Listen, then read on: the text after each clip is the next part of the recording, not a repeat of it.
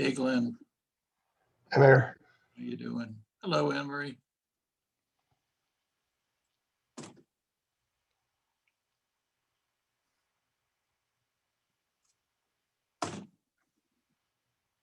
Seems like we met like this earlier today.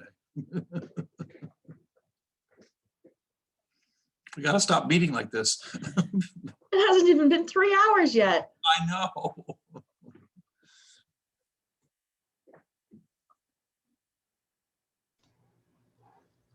I always remind Anne Marie when she's scheduling another meeting that the state of Texas only meets every other year. Well, look at our own state legislature. Right, right. Right, for 6 months, 3 days, and then they're done.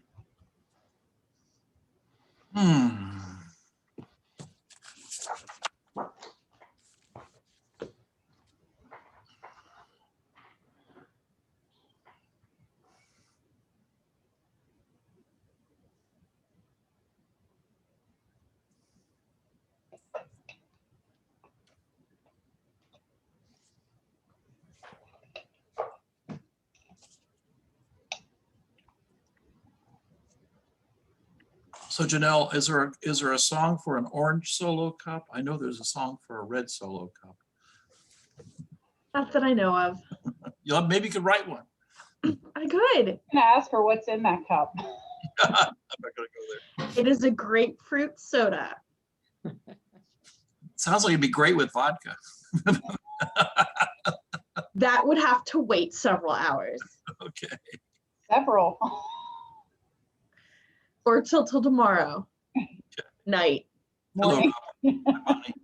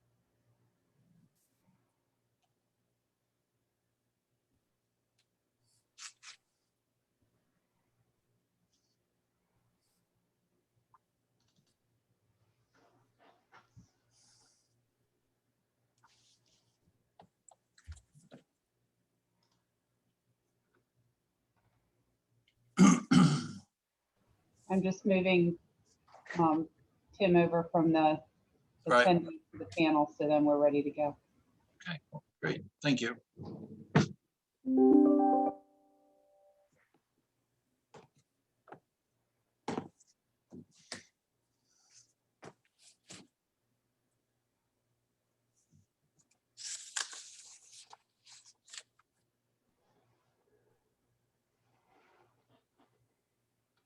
Okay. Hey, Andrew. Hi, Tim.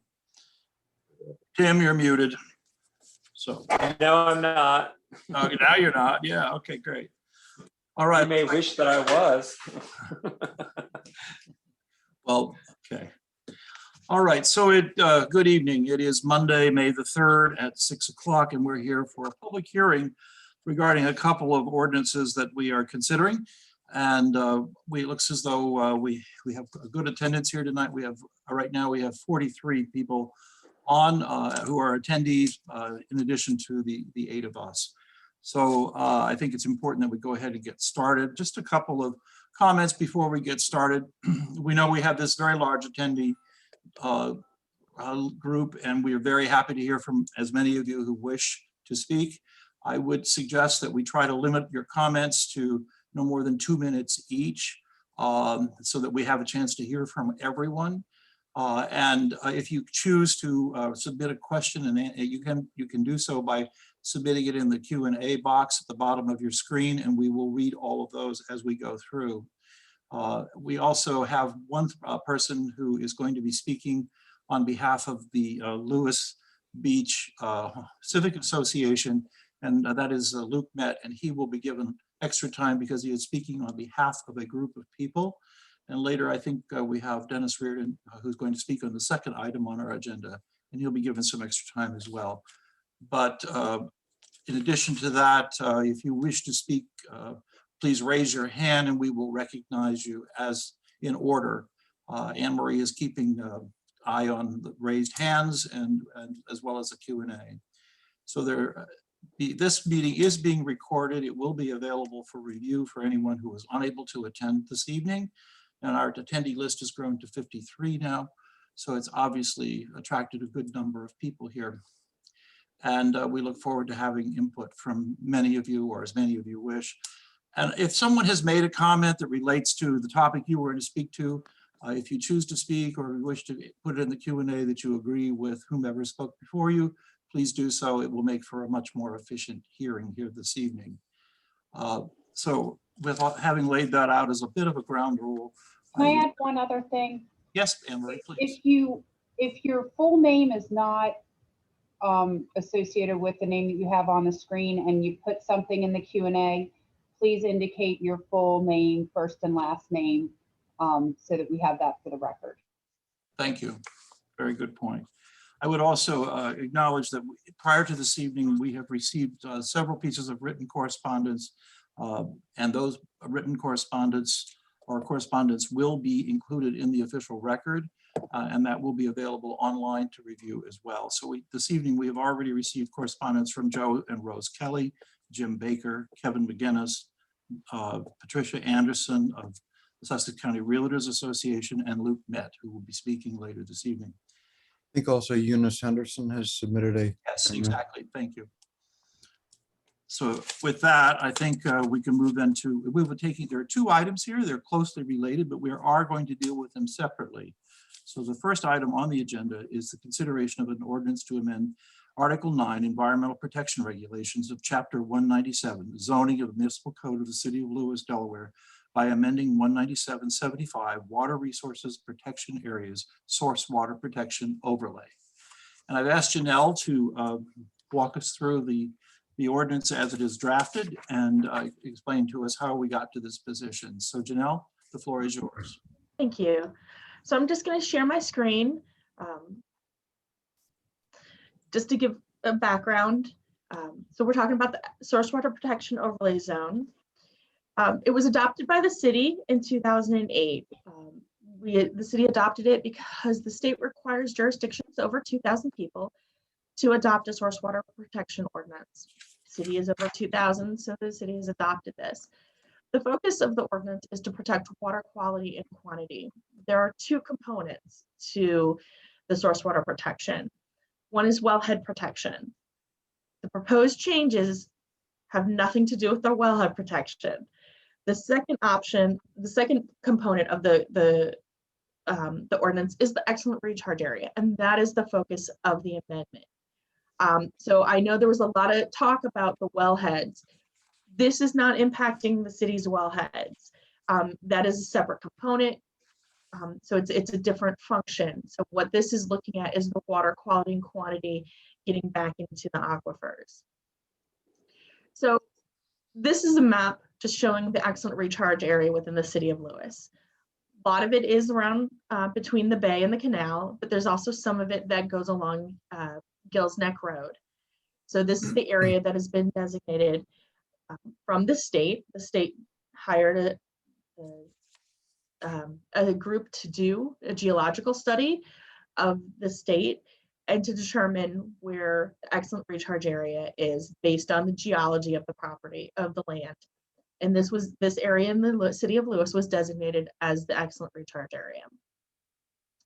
So what the current code says is your maximum lot coverage is 20% in this area. Again, the intent is to protect the water quality and quantity of the area. It allows the ability to go up to 50% with an environmental assessment impact report. That is done. We've had several of them done to allow people to go up to 50%. And that is the current rules and regulations of the ordinance. So the proposed ordinance is to increase that lot area because we've recognized there's some issues with lot coverage and having the 20% versus what is allowed by the code in some zoning districts, 60 to 65% lot coverage. So the proposal was to go up to 50% lot coverage with the ability to go up to 60% lot coverage if there was implementation of runoff reduction practices, also known as BMPs. So rain barrels, rain gardens, pervious pavement, green roofs, items that will help control the water from running directly, to control the water coming off the property and help it get back into the ground faster. So that was the proposal. The Planning Commission held a public hearing and made a recommendation. Their recommendation was to allow just a maximum lot coverage of 50%, but require driveways, sidewalks, decks, patios to be constructed of a permeable pavement or material. So it got rid of those runoff reduction practices. So you didn't have to choose to do a rain barrel or rain garden. So the Planning Commission just said, okay, you can do 50%, but you're also then going to provide pervious driveways, sidewalks, decks, and patios. They also made a separate motion, and that was that the Planning Commission encouraged the city to use permeable pavement when redoing the streets citywide. And I know a number of people would know that the city does actually have permeable streets, both between the bay and the canal and on the other side of the canal. So we do have that. And that was something that was recommended by the commission, is that we look at a more holistic approach when we do city streets. And that's just a quick overview of where we are with the excellent recharge area. Thank you very much, Janelle. So with that, Anne-Marie, if you could allow Jerry or Luke Met to come forward. Mayor, I actually have a question. Okay. As someone who was on council when this was on the books, could you walk us through the process of how it became an ordinance in terms of, was there a public hearing at that time? Was it sent to a committee? You know, I'd have to check the records on go back to 2008. I have a pretty decent memory, but going back to 2008, I believe there probably was a public hearing, but I don't recall that there was much public comment made at the time. And we can pull that record, and we can actually include that previous record of the public hearing from 2008 with this as part of this record.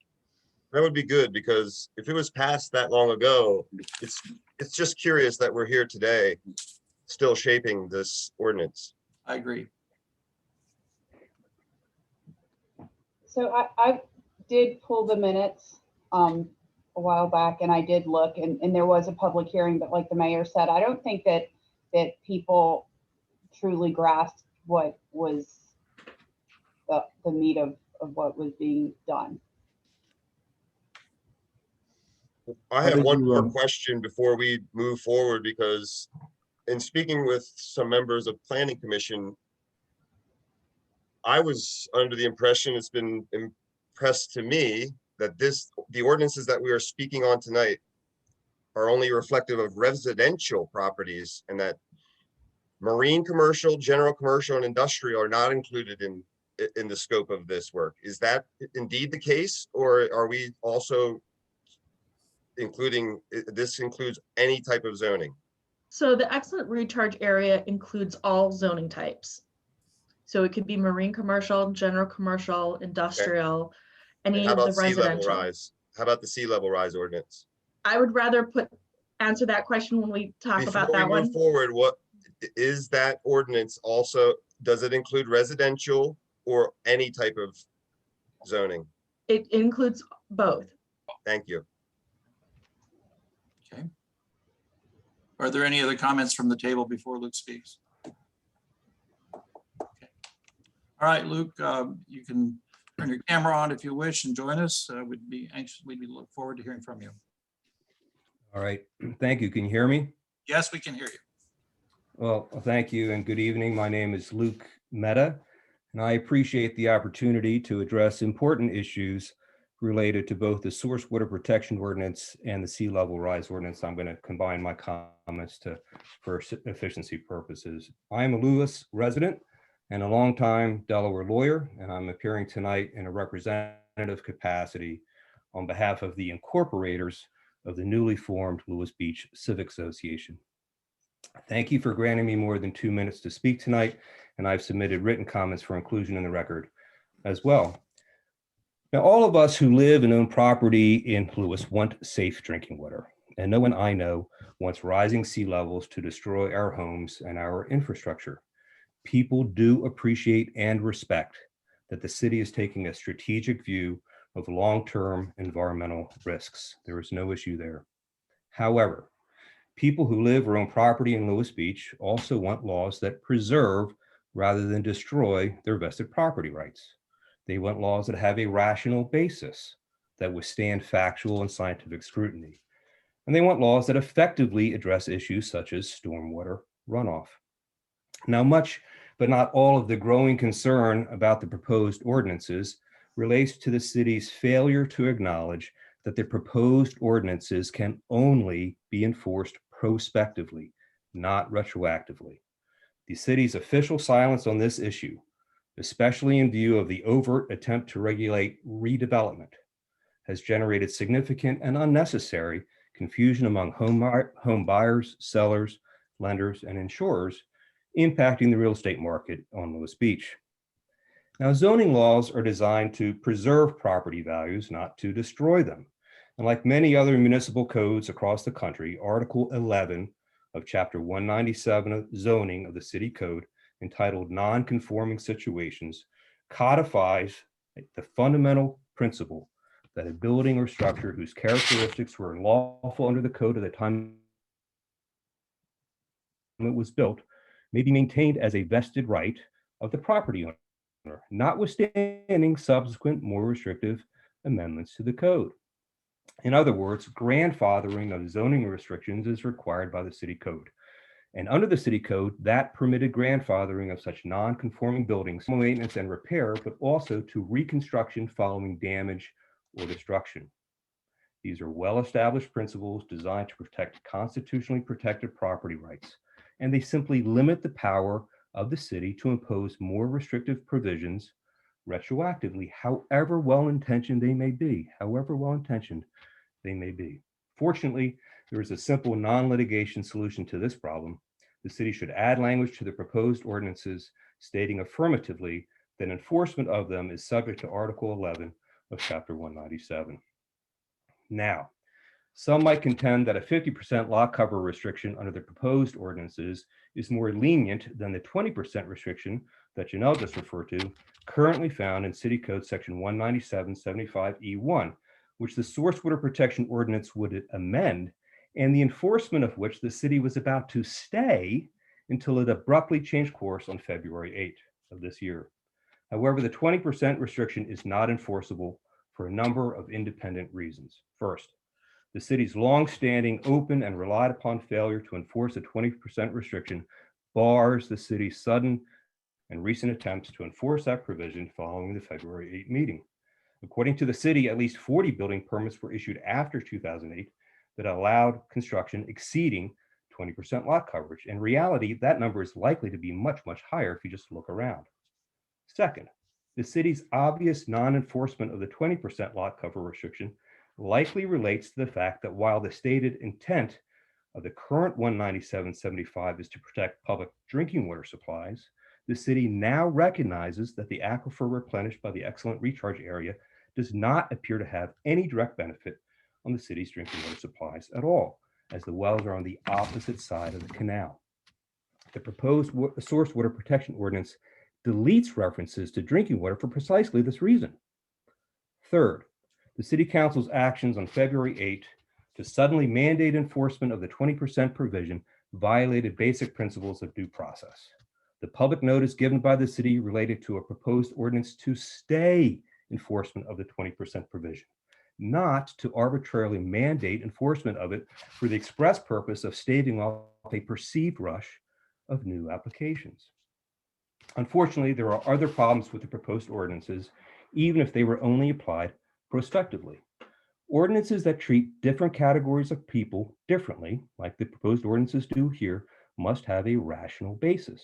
That is, there needs to be a rational nexus between the stated concerns and the proposed solutions. Unfortunately, the proposed ordinances fail to withstand such scrutiny, at least in part. According to the synopsis, the stated purpose of the source water protection ordinance is to revise the excellent recharge area portion of the source water protection overlay. But of course, the proposed ordinance goes well beyond that. And for those properties lying in the excellent source water recharge area, the ordinance would impose lot coverage and impermeability restrictions and require implementation of runoff practices at the lot level. The source water protection ordinance continues to ignore the code's definition of source water to mean an aquifer used for drinking water purposes, and other provisions stating that source water protection areas should be managed to protect drinking water. Moreover, even though the city now purports to justify its actions on the basis of protecting groundwater from saltwater intrusion rather than protecting drinking water, the record is completely devoid of any scientifically valid mass balance analysis demonstrating that the proposed incremental restrictions on lot coverage and impermeability or runoff requirements on certain properties in Lewes Beach would have any meaningful salutary impact on saltwater intrusion at all, especially in view of the vast acreage within the excellent groundwater recharge area that cannot be developed or is otherwise under government control. In fact, a video recording reveals that the city is relying on hope rather than data and scientific analysis to estimate how much water infiltration can be accommodated in this area. In a similar way, the stated purpose of the sea level rise ordinance is specifically to address impacts of sea level rise. But as with the source water protection ordinance, the record lacks any scientifically sound basis to conclude that prospective differential lot cover restrictions and runoff requirements on Lewes Beach properties will have any meaningful impact on mitigating the effects of, say, a storm surge during a hurricane. The most immediate issue is regional stormwater runoff management following periodic rain events and tidal flooding from the canal. But rather than address the regional stormwater runoff issue head on with a comprehensive citywide stormwater runoff management program that might effectively deal with that problem, the proposed ordinances slip in cover restrictions and runoff requirements on just a few properties under the guise of sea level rise and source water protection. This apparently is an intentional decision by the city. In conclusion, Lewes Beach residents and property owners want fact-based, scientific solutions to both short-term and long-term environmental risks. We live here. However, here the city appears to have reached its own preordained conclusion to limit development on Lewes Beach using changing justifications that have not been subjected to rigorous public and scientific review. We simply ask that the city abide by the law, engage the Lewes Beach community meaningfully, and develop solutions that withstand the necessary rational and scientific review. We would suggest that the city start that process by tackling stormwater runoff management comprehensively, effectively, and fairly. Thank you. Thank you, Luke. Mayor, may I ask a question, Mr. Mehta? Mr. Mehta, it sounded as though you had some prepared remarks. Have those been shared with the city? And if not, could they? We already have They them. have been? Thank you. They'll be Thank you. part of the record. Great. Okay, thank you. Okay. Okay, we've got a couple of hands up. We've got, Betty was up next. okay, So, Betty, if you would identify who you are, Betty. Right. So I'm going to Last unmute. name. Okay. Betty, you should be able to speak, but we need your name for the record. Yep.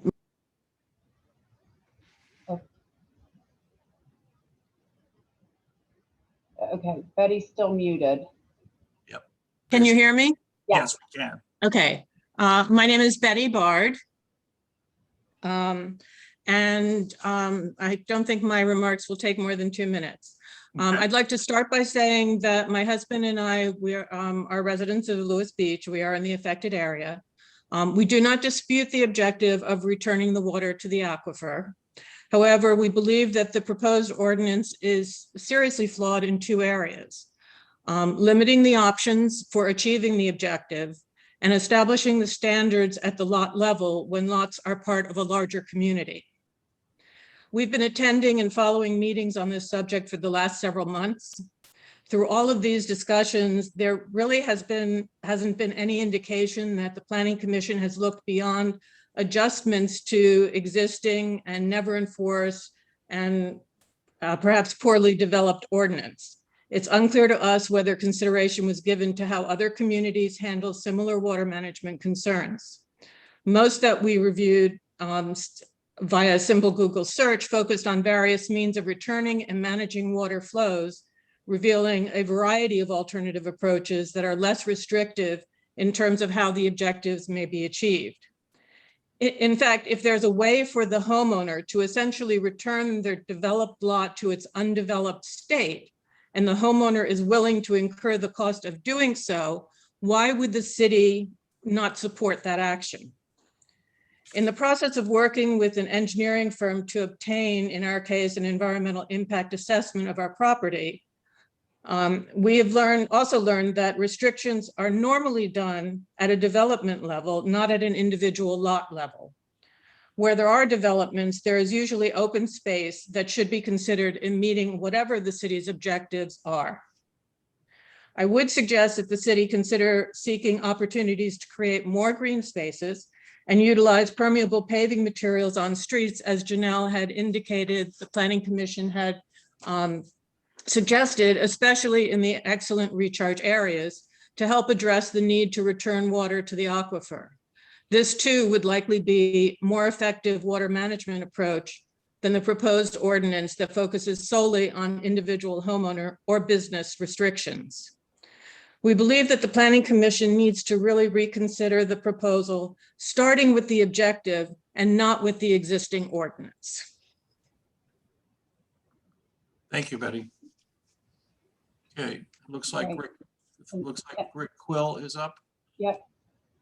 Okay. Okay, Rick, you should be able to speak. Unmute. Hear me? Yes.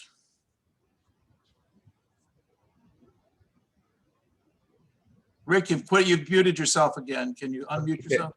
Can you hear me? Yes, Yeah. we can. Thank you. Thank you for the opportunity to speak tonight. I could go on and on and on, but I'm not.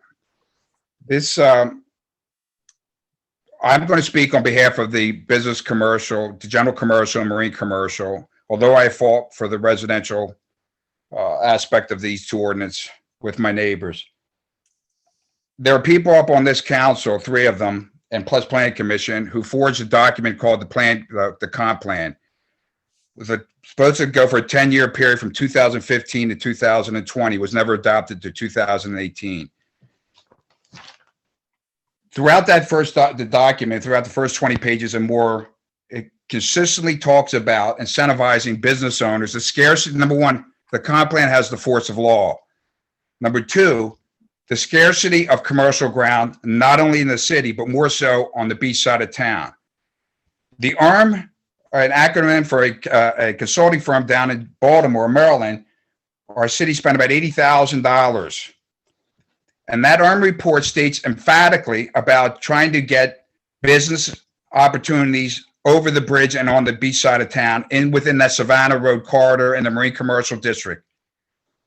These ordinances, when they're talking about taking 65% down to 50%, the residential, they're doing that blanket statement with me where as allowable by under the code is I have 95% lot coverage and they want to take me down to 50%. A severe impact on our properties.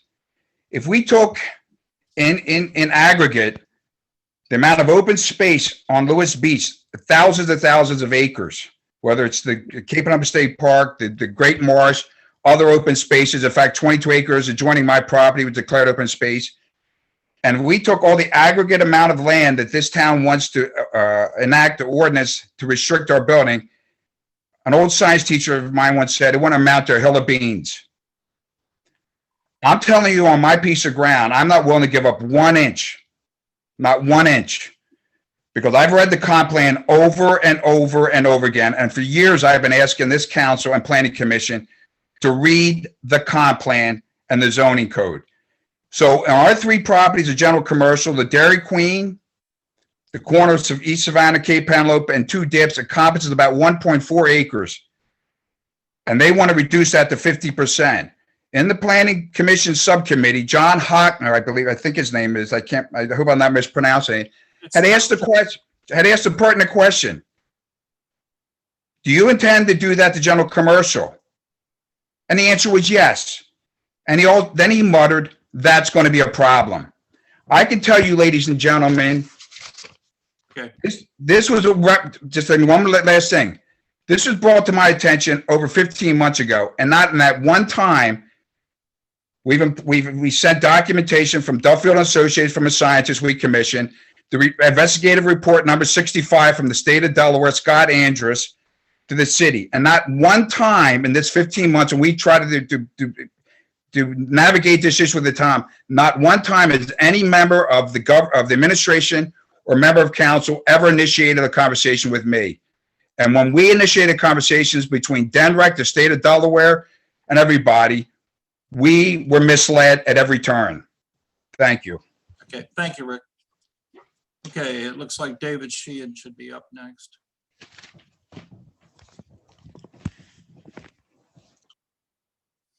Hello, can you hear me? Yes. You can turn your camera on if you wish, David.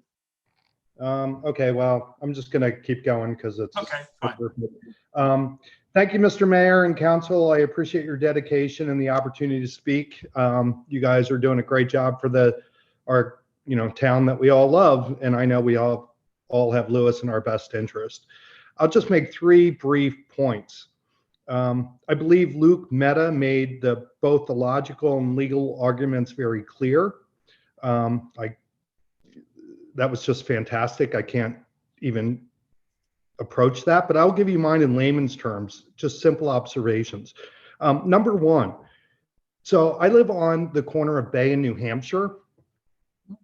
There are no stormwater management systems on Lewes Beach, to my knowledge. There is no stormwater runoff on Lewes Beach to protect. Every drop of rain that falls on Lewes Beach is absorbed on Lewes Beach. So this whole conversation is nonsensical to me. It's just absurd. Number 2, there's no extraction of public drinking water on Lewes Beach. And due to the proximity from salt water from both the bay and the canal, it's hard to believe to me that there could ever be extraction of potable drinking water out of the Lewes Beach aquifer. It's, again, just nonsensical. It doesn't make any sense. Finally, and lastly, according to the state of Delaware website that was quoted earlier, public records, on what is permeable water, only about half of Lewes Beach is considered an excellent recharge area. The other half is not. And it doesn't make any sense, common sense, to impose different codes on an area so closely bound together that could impact property values and just the way buildings or homes are constructed going forward. Lastly, on the sea rise level issue, and we haven't really addressed that so much, but it's equally important. Again, I live on the corner of Bay Avenue and New Hampshire. I've never had water from either the bay or the canal reach our property, or even, I've never even seen it more than some of the back flooding from the canal side. So, you know, what we're imposing in terms of raising the building codes up 23, 24 inches without adjusting the height of the homes is again just nonsensical. So I would ask the council to just use some common sense here. And if there are other objectives other than what are stated, then put them out there and let's discuss them. But to me, the objectives stated in these two ordinances just don't pass the smell test and make no common sense. Thank you. Again, I thank you all for your service and I appreciate it. Thank you very much. Cheers. Okay, is there anyone else who would care to speak on this topic? We have comments in the Q&A, which we'll get to, but if there's anybody else who would like to speak, please raise your hand so we can recognize you. Okay, we have Tanya Flickinger. Okay, can you bring Tanya in? Tanya, you should be able to speak now. Okay, great. Can you hear me? Yes. Awesome. Okay. Thank you so much for the opportunity to speak tonight and for all the time that that the Planning Commission has put into this and Council has, and I'm sure will continue to put into it as it's ongoing. My husband Cole and I have followed this very closely. We've listened in to most of the meetings since, I would say, late February, when it was brought to our attention that it was happening. So I have two observations, along with a couple questions. I don't know if questions can be addressed in this forum. First time I've been on, but if not, I think they're just good questions for council to take back and think about. So the first one is, looking at maps, it appears there is a significant amount of open space in the overlay area. And to the eye seems that the total pervious surfaces of the area may be under 20% as a whole. I think that Mr. Quill spoke to this a little bit. During the meeting with Scott Andrus and Steve Smollier on March 29th, much discussion was had about concerns once you get over 20%, but no one asked if the overlay area is over 20% currently when it comes to pervious surfaces. So what I'd like to know is, has the state or the city determined the total approximate ratio of pervious to impervious surface in the overlay as a whole today? And if that is currently under 20%, knowing how much open space is currently in this area. And if it is currently under 20%, shouldn't the city run some projections to see if every residential lot went to the prior code of 75% coverage, would it even bump that total over 20%? And if it would not, would really love to know why a more restricted impervious cover restriction is even needed, given that the experts on the call on March 29th said that you really don't start to see problems until pervious surfaces get over 20%. So that's point number one. And second, given that the driving factor for the ordinance is the DNREC requirement from 2005, we would have expected the Planning Commission to look at existing precedents or other municipalities in the state facing the same issue. However, we did not hear any such discussion during the meetings where this ordinance was considered. Lewes has the largest amount of excellent recharge area within a residential area in the state, but it appears that Dover and Middletown are next in line. We went and took a look at the ordinances, the swap ordinances for both of those cities. And looking at Middletown, that ordinance is geared toward developers and states no specific limit on impervious cover or stipulations for single residential dwellings, just general language about maintaining current volume and quality of current recharge levels, mainly targeted at developers. And Dover swap ordinance only applies to activity requiring review of their planning commission, which again makes it relevant to subdivisions or larger development, excluding individual homeowners, which I think somebody spoke on earlier today in talking to engineers, that really seems to be, from our reading, what the original ordinance from DNREC was geared at, not at individual residential owners. So we'd like to know if the city's considered whether it wants to set precedent or follow precedent with this ordinance. And given that the current ordinance seems much closer to setting precedents, is the city prepared financially to absorb the almost certain litigation it will face from homeowners who believe their property has been erroneously devalued by this ordinance? Thank And you. with that, I thank you. Thank you for my time. I see that Cole Flickinger is also on. Did you want to add something in addition to that? Yes, hi, Mayor and Council. Thank you for calling on me. Yes, in addition to the comments that Tanya had provided, I wanted to just ask that the mayor and council, did you receive the letter that we sent to you dated March 31st with our concerns about lot coverage, and make sure that it's in the record? We did not receive it, sir. So if you want to resend it, that would be helpful. I believe we do have that. I think it Okay, was. I haven't seen it. I haven't seen Okay. it. Okay. I'll verify, and if we don't have it, I'll reach out to you and let you know. Great. It was emailed, I believe, on March 31st. We wanted to get it in front of the planning commission, and the record was closed. So we want to make sure it's part of this record. It's an 8-page letter that I wrote, and I'm happy to read it on this public hearing. I just don't know how much time you guys will give me. Let's put it on the, we'll include it in the file. I think that's probably the more efficient way to do it. If you'd like to summarize it, we could listen to that, but I think reading an 8-page letter may be more than. I have an email from them on April 1st that I've read. It's from Tanya Flickinger, dated Thursday, April 1st, 6:02 p.m. Is that the email, Tanya? That's it. Yes. Okay, Thank you. then we'll look for it. Thank you. Yeah, and basically it you know, I think it's all of our concerns with the proposed ordinance. And if I had you guys just cut me off when my time is out. But I think really the main concern is the current code of the excellent groundwater recharge potential area. It talks about impervious coverage, and the excellent groundwater recharge potential area shall not exceed 20% of the impervious coverage per parcel.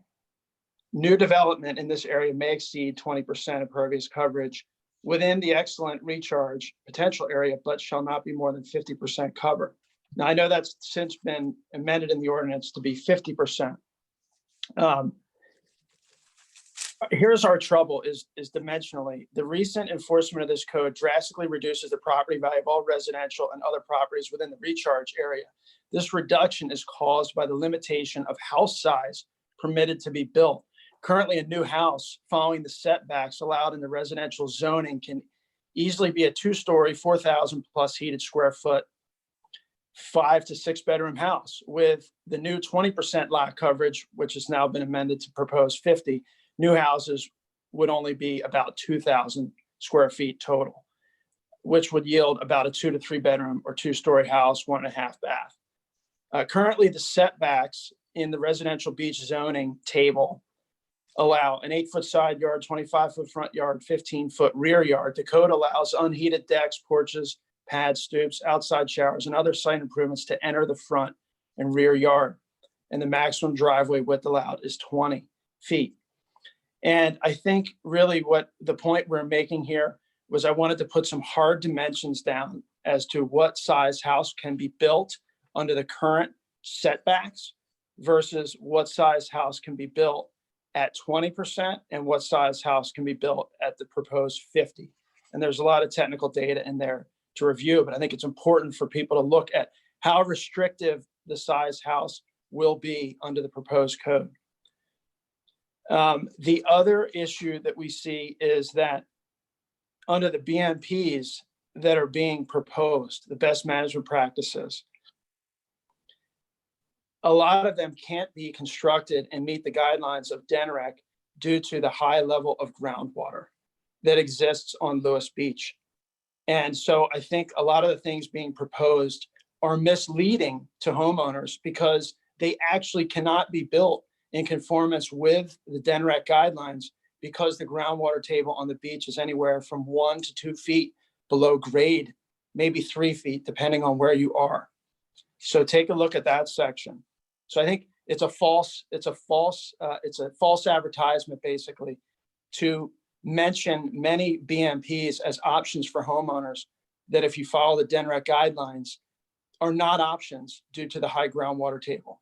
So I think the city needs to clean that up so that they're not misrepresenting. The other issue is to reinforce what Tanya said, that only 20% of all of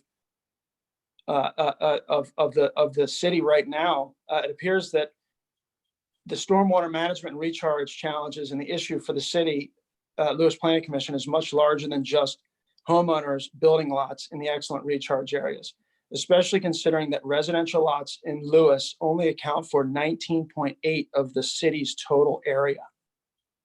And a final point we wanted to make was the fact that another gentleman made earlier, that the city, at least where our house is at 903 Cedar, there are 0 stormwater management facilities in place. So I keep hearing people talking about permeable pavement and BMPs, but when the rain falls by our house, it hits the hard asphalt and it runs off the road, and it actually infiltrates into the sand in our yard. So we feel it's unfair to ask the homeowners to manage their own stormwater on site, while the homeowners are also managing the stormwater runoff from the adjacent streets that, at least on Lewes Beach, to my knowledge, are all impervious except for the paper streets. And some of the photos that were shown in the sea level rise packet earlier that show flooding down by California or up by Massachusetts, in those locations, ironically, there are some catch basins that, if you look out there on a dry day, are sitting full of water 6 inches below the road surface. So I think some of that flooding that you see there is because the few storm drains that do exist on the beach don't actually function correctly with tide gates and things like that. So that's all, but I would like our letter from the 31st to be included in the record, please. It will be. Thank you, sir. Okay. Okay, it looks like George Tomlinson has a comment he wants to make. George? Hi, everybody. Just want to say that on behalf of the Sussex County Association of Realtors, we support the property owners in Lewes Beach. And I think everyone who has spoken very well and has stated our position that in with the letter that we sent you this afternoon in opposition to the revised ordinance. So just want to put that in the record and make sure that everybody knows that the Sussex County Association of Realtors supports the homeowners' rights. Yeah. George, we did mention that we had received the letter from Patricia Anderson earlier. Yes, yeah. Okay. Yes. It's part of the record. Thank you. Mayor, can I just verify, Lolita Lopez has asked in the Q&A to verify that her comments were received, and her comments from April 26th were received. So we do have those. Is there anyone else who cares to speak before we go to the other Q&A comments? Okay. Looks like Joe Kelly wishes to speak. Joe, we do have your letter on file, but if you'd like to speak, please do. Joe, you have to unmute yourself.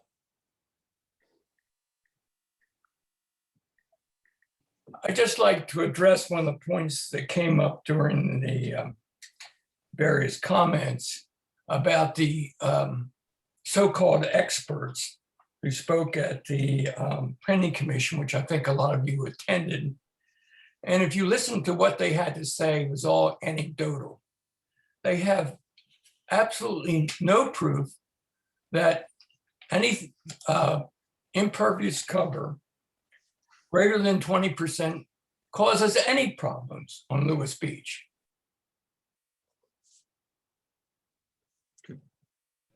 All right.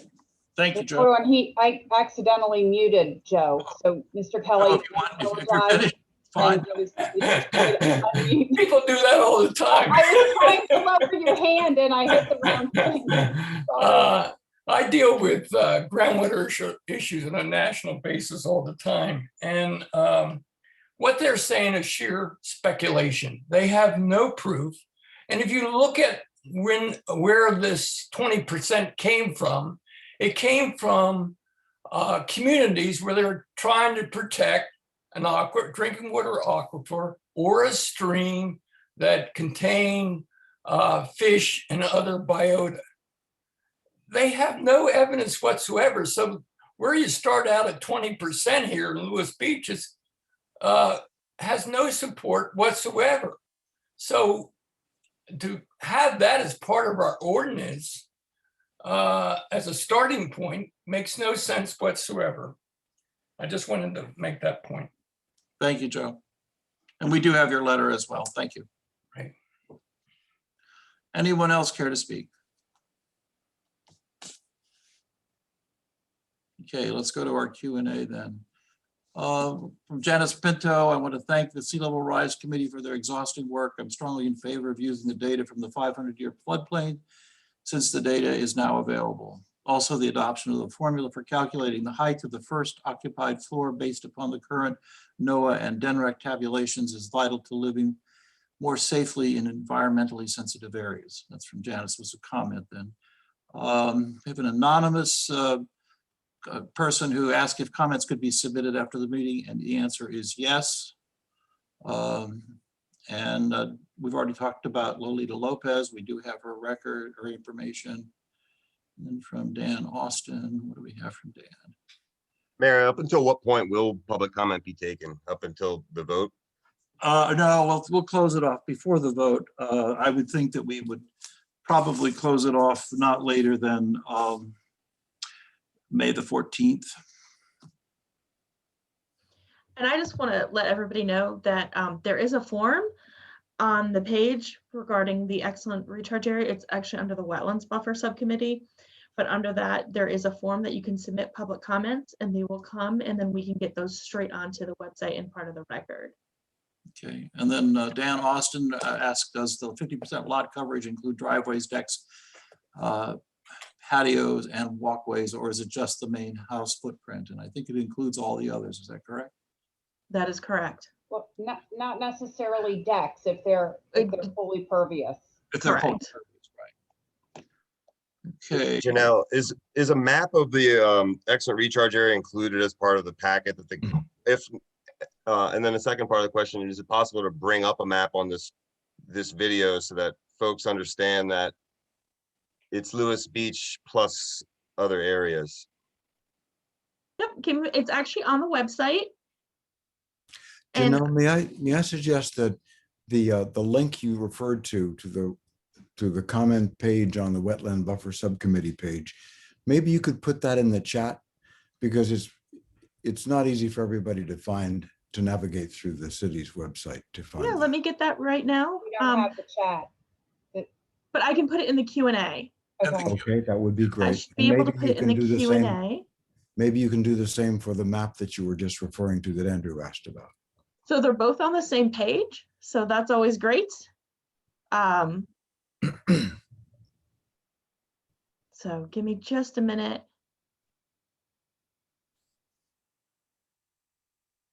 And let me figure this one out. But here, let me share my screen and you can see the map. There we go. I tied in on me.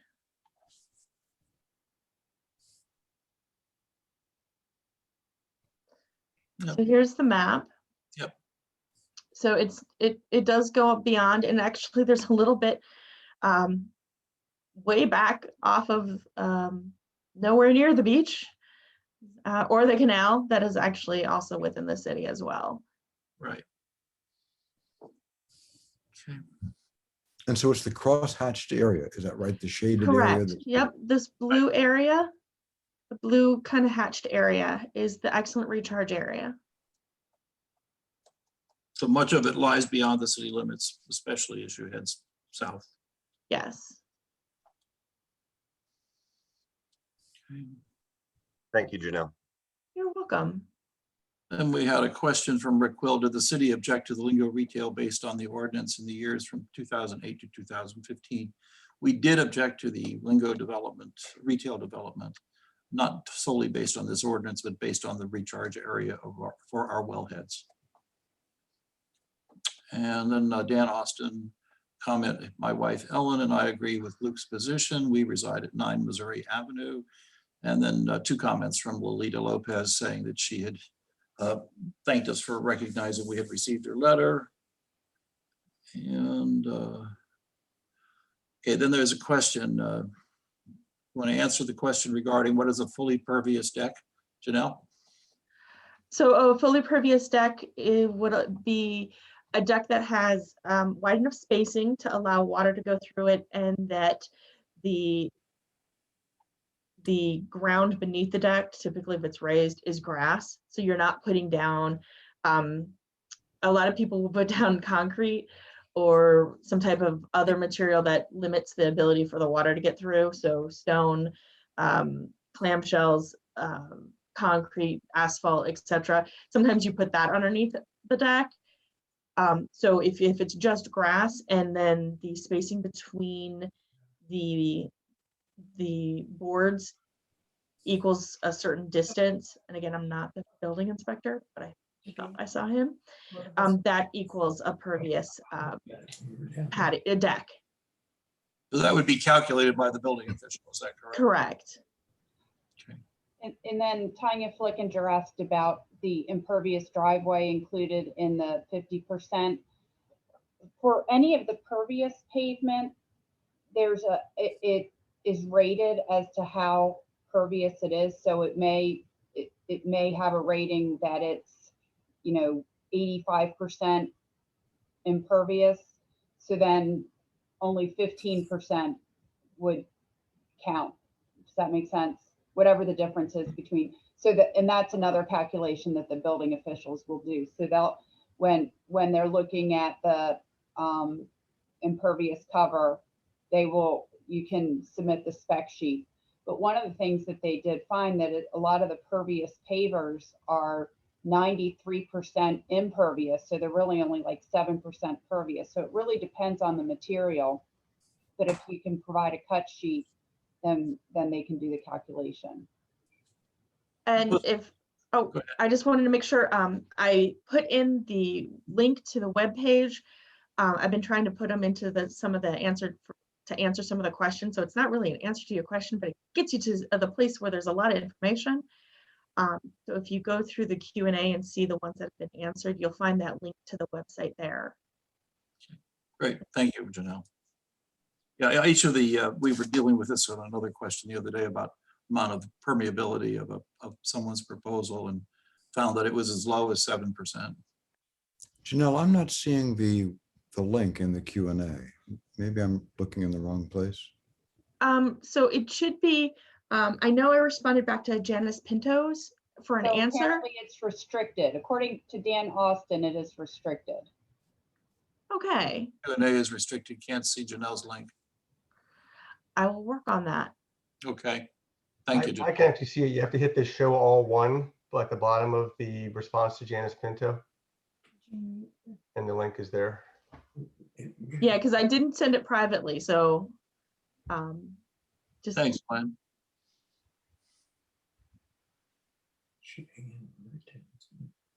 Glenn's been in a few of these meetings. So if you go in the middle tab at the top says answered. So you're going to want to go to answered. Yes, that's right. That was the problem. and then show all, and the link should be there. Good, thank you, Janelle. And I will also do a news flash. So it'll be on the news flash under news and announcements on the main page, if that's okay. Yep. Then you can have the direct link to there. Okay. All right. Are there any other questions or comments on this particular portion of this hearing? Either in the Q&A or in the chat by raising your hand.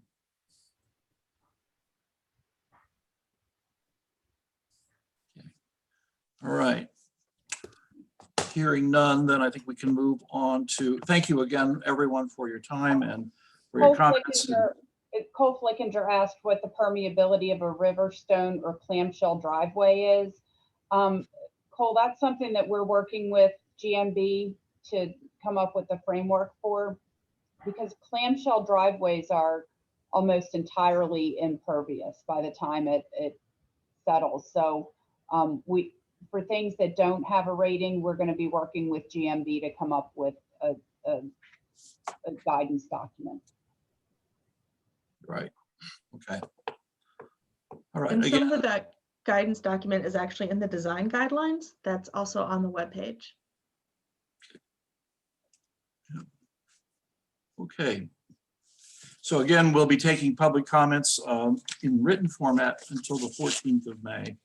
And I would say close of business the 14th of May. Okay. So then moving on to the item number 2 on this public hearing agenda is to consider an ordinance to amend Article 9 Environmental Protection Regulations of Chapter 197 zoning of the Municipal Code of the City of Lewes, Delaware by creating Chapter 1 or by creating 197-78 Resiliency with a focus on sea level rise. And again, I've asked Janelle to provide us a walkthrough of what has been going on with the Sea Level Rise Subcommittee and where they are and what their recommendations are. Janelle, the floor is yours. Thank you. So this actually started all the way back in 2006 when council was looking at sea level rise and passed a resolution saying we should look and use the intermediate line of the sea level rise when we're looking at development. So what the Sea Level Rise Subcommittee has taken and looked at and listened to a lot of people about is how do we address sea level rise for the city? So what they've done is they looked at the current sea level rise projections, and we will note that the proposed ordinance just doesn't focus on today's projections. The way it is designed and the way it is written is that the ordinance will use whatever the most current sea level rise projections are. There's the state of Delaware has a technical advisory committee that looks at updating sea level rise projections every so many years. We're actually expecting new ones, I think, late this year, early next year. So they keep changing. So they could increase, they could decrease, they could change. But the intent is to use the best information, the best data available. The subcommittee also looked at, well, where should we look and address the sea level rise? And based on the inundation maps that DENREC has proposed, it looked like all of the sea level rise was really going to impact the properties that there is that are in the floodplain. So they determined that the sea level rise ordinance would pertain to properties within the 1% and the 0.2%, the 100-year and the 500-year floodplain areas. So that's who would be be impacted by the sea level rise, which, to be perfectly honest, is a large portion of the city that is located within the floodplain. The subcommittee also looked at not just the DENREC information and the FEMA maps, but they looked at NOAA information, NOAA projections for sea level rise. They looked at groundwater inundation. They looked at a lot of information as to come up with this draft. So what this is this is the 3 lines. So there's a low, intermediate, and high level of sea level rise projection. What was originally proposed as the blue line is now green, which is the intermediate line. And that is what this subcommittee has recommended focusing on, is that development or redevelopment or critical facilities would be built to the green line, which is the intermediate line for sea level rise. So if we look at today, there's a projection of about a little less than, I think, 8 inches of sea level rise has occurred since 2000. So in the last 20 years. Again, the projection goes out to 2100, which is almost 1 meter, which is 36.4 inches. So again, based on the science and information out there, they looked at NOAA's information about sea level rise and the trends. And the trends is it keeps increasing, that the impact of sea level rise keeps increasing. So the confidence level of we're going to hit that intermediate line is more accurate. And again, I know somebody brought this up. We do. This was just in October, but we do get those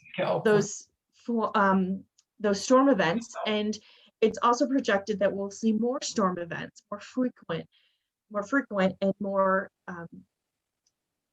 severe storm events as we move forward.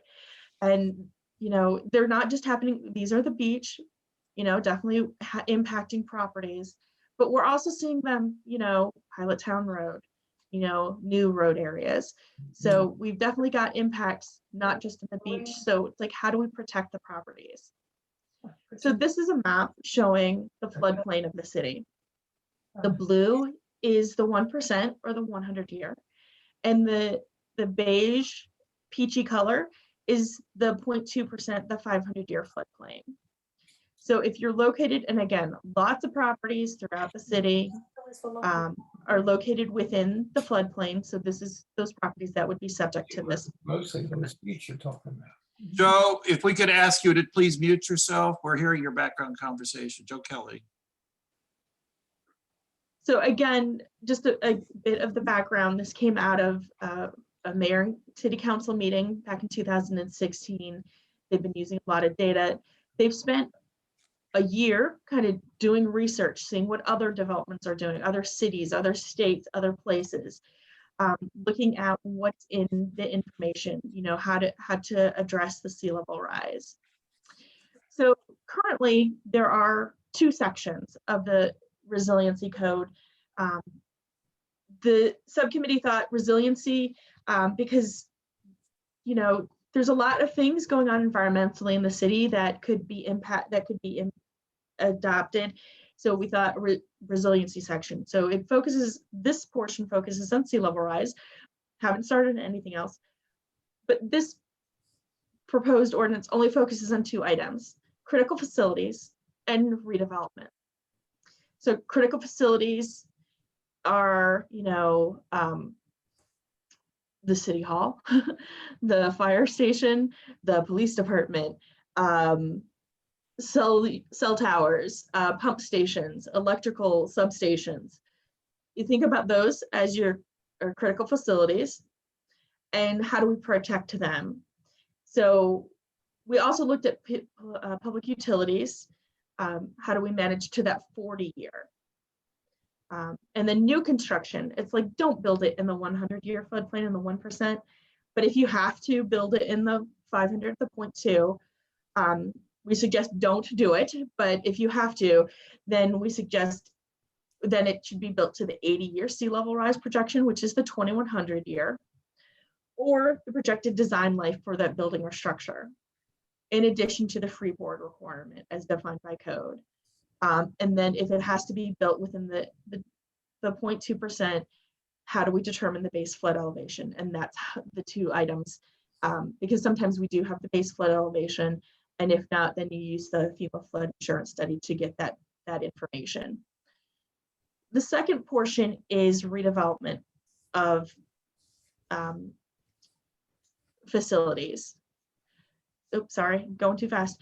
And really what this means is redevelopment of facilities is if you fall into the definition of substantial damage or substantial improvement. These are existing definitions from FEMA in the city's code. So there are definitions as to what substantial damage or substantial improvement mean. If you don't meet either of these definitions, this does not apply to you. If you meet one of the definitions, then this section would apply to you. So just keep that in mind. If you're not hit with substantial damage or you're not doing substantial improvement, this section does not apply to your property. It's only redevelopment, and it's any type of redevelopment, again, in the floodplain that meets the definition of substantial damage or substantial improvement. And that's where we get into some lot coverage. That you'd have to comply with the code. I'm sorry. Oh, so if you're doing substantial damage or substantial improvement, then you're going to the 50-year sea level rise projection, plus the freeboard, which is required by code. So if we go back, I'm going to go all the way back. So we're looking at 2080. So we're looking at a little about 0.7-ish meters of sea level rise. So that would be, again, 0.8 is 29 inches. So we're looking between, 26, 27 inches. Again, I'm just coming up with, I don't have the specific number, but if you're going 50 years out, and again, you meet substantial damage or substantial improvement, you would increase the building height that amount, plus your freeboard. And currently the freeboard is your safety factor from flooding, from wave damage and other items per the code requirement that helps also then reduce your impact of from flooding and helps with your flood insurance. So that's the requirement for, again, substantial damage and substantial improvement. They also looked at, if your house, and so, by the way, substantial damage has a definition that we can get into, but they wanted to look at lot coverage because we also recognized, okay, lots of things going on here. How can we also then, while we're looking at sea level rise, address some impacts that are currently occurring? So again, if you're meeting substantial damage or substantial improvement, your lot coverage would go down to 50%, but you could go back up to 60%. So you'd only, if you were residential, you'd only lose, 5% lot coverage. If you're different other commercial or others, you would lose a little bit, you would lose more, but a lot of the areas are residential. So you'd lose 5%. And then we just asked that, to get back to that 60%, you do some runoff reduction practices and best management practices. Again, some bioretention, a rain garden, a tree box filter, a raised planter, permeable pavement, rainwater harvesting, which is a rain barrel or cistern, bioswales, green roofs, filtration, and other scientifically proven best management practices to address flooding. Now, as part of this, there are some design standards that have been developed along with it that also recognize not all of this makes sense, not like, I think doing some of the larger streetscape bioretention doesn't really work for one individual lot. And that is called out in the design standards that says, hey, some of these are more for the larger scale developments because there is still land in the city that's in the floodplain that could be developed. So some of these may actually make more sense there, but some of these are more designed towards the single lot coverage, to the single individual lot. So that intent was to look at the lot coverage. They also had some discussion about what happens if a house continually gets damaged repeatedly, which means, so they looked at, flood prone properties should not be redeveloped. And this is, you're meeting the definition of substantial damage at least twice, which means your house has been damaged 4 times. What about fire? Again, if it meets the definition of substantial damage, but it would have to meet it 4 times. Because the substantial damage is you can get damaged twice. You've met the definition of substantial damage once. If your house has been damaged and meeting the definition of substantial damage, more or less your house has been significantly damaged 4 times, then the flood-prone properties, that would then kick in, again, if you meet the definition. And there's caveats in that definition. So when we're looking at raising the house, and there was a lot of discussion about increasing the building height, that again, critical facilities, you're looking at new construction, if there is 80-year sea level rise or the design life of that building. For redevelopment, we're looking at substantial improvement or substantial damage, 50 years for sea level rise. So a lot of people were like, how do we figure this out? So you're looking at your ground elevation and you're looking at your base flood elevation. And right now you have to build to your freeboard. So based on your base flood elevation, if you're in the floodplain, you have to build an extra 18 inches for safety measure per the floodplain regulations. What this would do would then increase that to then include your sea level rise projection. So your house would go from, here's my ground, here's my base flood elevation, here's my 18 inches, and there's my sea level rise, and that's where then I can build my house. So that's what this is talking about. And again, we're talking, if we're going out 50 years, we're a little bit under a meter of sea level rise. And again, we're looking 50 years for that substantial improvement, substantial damage properties for redevelopment. This does not impact new development. They have not, they've just barely started the subcommittees, just kind of starting to see what's going to happen here and see how this goes to figure out how they want to address new development. So again, we're talking just redevelopment and critical facilities for this section of code. Okay. And that's all I have. Thank you. Okay. Thank you very much, Janelle. All right, so using the same concept as we did before, if you'd like to speak, please raise your hand. I know, Luke, you mentioned that you wanted your comments incorporated here, so I don't think you need to repeat those comments. Thank you very much. Mr. Quill has his hand up, so I'm going to. Okay, great. Rick, you should be able to unmute. Can you hear me? Yes, sir. Yeah, thank you once again, everybody participating. I think it's a concerted effort to move the needle forward to what's good for the town of Lewes and the beach owners. I, for one, would also, which I didn't comment in the previous one, I think something should be done about the people who are pending permits, or to me, they're in purgatory, should be released immediately and be able to go the same conditions pre-February 8th. But my comments on the sea level rises, I'm disconcerted by it all and the narrative that this town planning commission has tried to present. One comes to mind is Show Me Venice.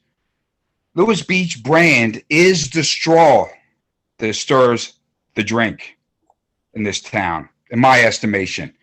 Showing photos of flooding, isolated flooding issues and photos, as if we're on the cusp of a doomsday scenario, to me is a dishonest narrative. And when Drew McKay states in the paper, without any input from any beach residents through all these subcommittees, when mayor and council and planning commission repeatedly says, boy, we wish we had people's input or come to these meetings. And when they do come, I asked many, many questions on these subcommittees. Not one of them was answered. It's a dishonest endeavor. When Drew McKay says in the paper that, you know what, it's not 2100, it's 2021. I find that abhorrent. I believe we have the best town in the state. And I believe the Lewes Beach residents, which I'm a part of, I couldn't find better neighbors that I'm proud of. And to paint this part of town as if imminent danger devalues the property, and it sends the brand out there as, boy, these people have to be nuts to buy over there. I think you've heard from the real estate community, and I would venture to say there's probably more and more real estate agents and in the community are probably baffled by what you're saying. We are, in the last 2 years, in the last year alone, the valuations of the property are soaring. And for you guys, to me, to paint this beach town, the beach side of town, in this negative light, without, I think other people have stated, without definitive science, I'm just angry, and I'm not going to hold back.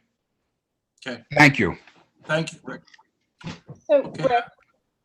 Rick, we had a reporter in the Q&A ask that speakers state their names for the record. I think because we know you, we didn't. You want my name for the record? Yes, please. Rick Quill, 407 East Market Street and 203 Savannah Road are my property vested interest, but all the properties on the Lewes Beach, I have a vested interest in. They're my neighbors. Thank you. And the correct spelling of your last name is Q-U-I-L-L. Correct. Okay. All right. We had a comment from Patricia Anderson saying that she wanted the Susquehanna Realtors Association comments to be applied to this as well. And Then there was a comment from Cole Flickinger saying that do the BMPs also apply to 50 by 100 and 70 by 100 foot lots on Lewes Beach. It can be identified. And I think the answer is it applies to all lots. Okay. Are there Correct. others wishing to speak or to put questions in the Q&A? Anyone else care to raise your hand? Flickinger has his hand up.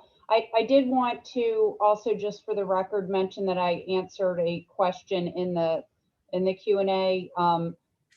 Samuel Boxerman asked what a substantial improvement was, and I pasted the definition from the zoning ordinance into the Q&A. So if you're following, it's one that's answered.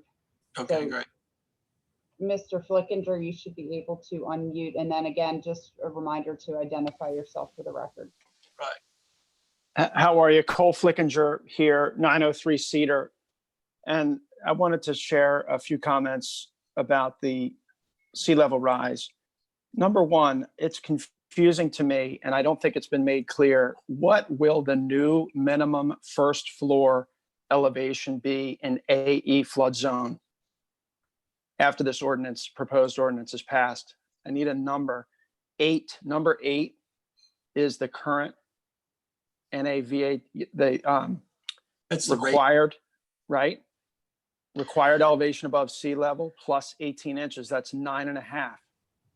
Is So the top of foundation in any new construction in AE. So how will that be changed? 9.5 plus what? So everybody has a slightly different base flood elevation. Some do have 8, some have 5. So it would be the base flood elevation plus 18 inches plus the I think it's 0.7-ish meters of sea level rise. So that would be your calculation.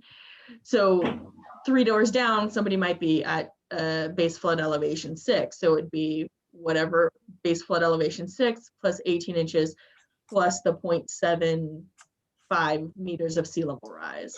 But you know, So- on Lewes Beach, isn't it almost entirely 8? No, What percentage of Lewes Beach roughly is it 8? that I don't know, but I do know it ranges from 5 to 10. So there's a lot of different base flood elevations throughout the city. In my experience, almost all of Lewes Beach is 8, and I would challenge you to come back with something different.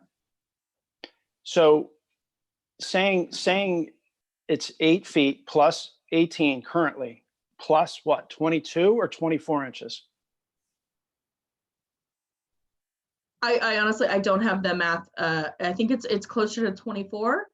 Okay, so currently, okay, our house that we built in 17, if our top of our foundation, okay, that's not our finished floor, because our finished floor is a foot higher than that. So top of our foundation is at 9.5. So if we were to build that house today, you're saying the top of our foundation is going to be 9.5, 10.5, 11.5 above sea level. And the grade at our lot is 4 feet. So I just want to make sure people understand how high the requirement is making the lowest level, habitable level on any new construction. So And- 11.5 feet plus, just- plus the 12 inches of floor joists. So the first floor would be that much higher. And just to make sure everybody understands, that's only if you meet the definition of substantial damage or substantial improvement. Which would be new construction, correct? No. If you have a vacant lot to start with, this does not apply to your property. What That happens if include a you have an tear down? existing house and you want to demolish it? Right, if there's an existing house and there's a tear down, then you're talking substantial improvement. But if you're talking Okay. a vacant lot, it does not apply. So our house, the foundation is at 9.5 right now. So add 2 feet to that. That's 11.5 plus the thickness of the floor joist on the lowest level. Your finished floor on the first floor is 12.5 feet. And so our concern is you're adding 2 feet. and the grade is at 4. So you can imagine how high that lowest level, how many steps there's going to be to go up, you know, and, you know, hopefully people don't have trouble going up and down stairs, or they're going to really need elevators. But the other concern is you're not raising the maximum building height equally. And so our concern is if you require houses to be raised an additional 2 feet, but you're keeping the building height, what's going to happen is houses are going to architecturally have to be designed with flat roofs. And I'm going to submit for the record a modified design of our house that would show where the roof line would be at 34 and how it would be impacted should the lowest level be raised 2 feet, but the maximum height not be increased equally. So I just want to put that in the record that new construction, tear downs and new construction on Lewes Beach, most of the houses are going to end up with flat roofs. Our house at 903 Cedar, we tried to architecturally have a traditional roof line, 6 to 12 pitch, that would be more consistent with a beach cottage and more consistent with the existing architecture on the beach. So I want to make sure people understand that the 34 should be increased. And some of the commission's response to that was you don't want to dwarf some of the existing houses next door or shadow them. But the existing houses that are lower, that their lowest level is well within the floodplain. Eventually, they don't have to be, but eventually a lot of them will be raised or rebuilt so that they can get flood insurance. Got it. Okay. That's it. Thank you, Cole. All right. Janelle, is there a resource again that you could point the community to that will identify for them what zone they're in? If you're saying between 5 and 10 and whether they're in the flood, can you direct them to a resource? Yes, Delaware has the flood mapper. The state has a flood mapping website, and I can get them to that. I can put that in the chat, in the Q&A. Thank you. All right. It's a question from Betty about what is the process and timetable for council action on these 2 proposals. Although we're going to accept public comment until the 14th of May. It's conceivable that it could be considered on the 17th.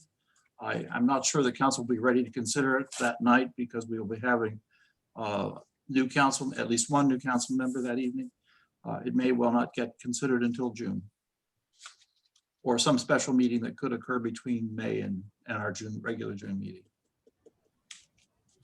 Do you see it happening any other way, Anne Marie? No, I don't. But the other piece that will need to be addressed is if action is deferred on the source water protection ordinance, the question needs to be, what do we do with all of the currently held permits? Right. Got it. Okay, then Leanne Wilkinson had a question about the height. Will the height requirement be increased by the same number of inches? And the answer right now is, Janelle, no. There is no plan at this point. Correct. The subcommittee nor the planning commission recommended a change in building height, but that is something that can be considered. Okay. And then the Clarks on Cedar raised a question. Has anyone considered what happens to neighboring property views when the requirements block the view of another house? I'm sure that has been considered. I don't think there was an answer. Are you aware of any answer that was, Janelle? My understanding is that view sheds are not protected in the state. That's okay. Okay, and then there's another anonymous comment that there are very few empty lots left. That's true. There are very few vacant lots over on Lewes Beach. And then here's an anonymous attendee. Mayor, I don't think we should be reading in anonymous. Okay, we'll leave them out. It's fine. Okay, 1 meter equals 3 points. And then we have, okay. Hey, Ted. Yes. Bonnie, just with respect to the anonymous comments, sort of a question, a suggestion. The question is, what are we going to do with them for purposes of the record? whether they can be considered by council in making its final decision. And my suggestion is that the folks who are not identifying themselves, either because they're anonymous or it's just a first name or what have you, that if they want their comments to be included in the record, they either should submit them tonight or submit them by the timeline that you're going to establish for post-meeting comments, and that the requirements generally are that you identify yourself by your name and your address. So that if folks want, I mean, it's hard to consider anonymous input because this is a public proceeding. But if you want your comments to be fully considered, that certainly is available to you if you just add your name and address, I think. I think that's a good suggestion. We've done that before. Thank you, Bonnie. And I would also note that on the Sea Level Rise Subcommittee webpage, which I will also put in the news and announcements on the main page, there is a comment form that you can just fill out. Just please, again, add your name and address, and they'll come straight to me and I send them out and then get them back on the website. And I did in the answered question, so I put the web address to the flood mapping tool that the state has, which will help you figure out your flooding and your overall base flood elevation. Please be aware that your exact base flood elevation does need to be determined by a survey and a surveyor for building purposes. There's a comment here from John Kiker. Who will be responsible when houses in the floodplain are abandoned because of continued flooding? I think the building officials would look to the whole property owner. Tom Getz has a comment. I have a pending new construction building permit for 2602 Cedar. The drawings are in compliance with all existing codes. That I would defer to the building officials to respond to that. And then So John, can I just apologize? I'm interrupting. If you have something that's been submitted and it's going through the review process and is reviewed and permitted prior to any adoption of whatever happens here, you don't have to, you're not subject to this ordinance. that's correct. Again, John Kiker, I support the LPC recommendations. It's essential that the projected sea level rise be included in the building code. Sea level rise cannot be ignored. Scientific data indicates that sea level rise is happening. Continued building in the floodplain will increase flooding to everyone in Lewes. If all floodplains are developed, there is no place for water to go. I am concerned that sea level rise will be greater than projections being used. Who will be responsible when the houses in the floodplain are abandoned because of continued flooding?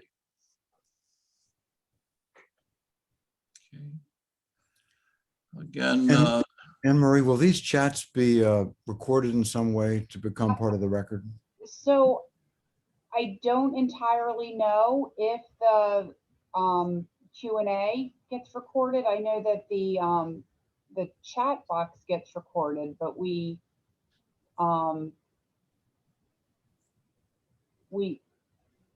not had to use the Q&A before. I would assume that everything associated with the meeting would become recorded. So we might let people know that if they are anxious to have their comments in the Q&A become part of the record, they might want to follow up with an email. correct. Right. I mean, the Q&A really is questions, but we should be able to extract them all. Okay. All right, we, from Tom Getz, again, we have a permit, will the permit be approved without regard to sea level rise and groundwater recharge? Again, I don't have an answer for that tonight, nor does anyone else, I don't think. Samuel Boxerman, how will 50% of the market value of a structure be determined? I think that's done by the assessment, correct? That is done via an appraisal, and that is called out in the definition of substantial improvement and substantial damage. That's done by the city appraiser. not an independent appraiser, correct? That I would defer to the building code official for. Leanne Wilkinson's question is, when you are renovating an existing house, does this apply? Again, it's down to the 50% improvement, right? And Correct. John- It applies to meeting that definition of substantial improvement. Okay, and there's a correction of a spelling. And then there's to Cole, let's see, you're finished to Cole, your finished first floor level is where you need to have the BFE and freeboard and sea level rise projection, not the top of the foundation. So your first floor joists can get wet. And then if this person, well, this person, we need more identification, whoever DOCG 1969 is. If you care to identify yourself, we'll read your comment. The Clarks on Cedar, again, if you'll identify yourself as to your home address or a first name, we'll add that. If the people need to identify themselves, they can also raise their hand. We have a number of hands up that Yes, I see we do. We'll be getting to next. Okay, I think we probably could go to Leanne Wilkinson.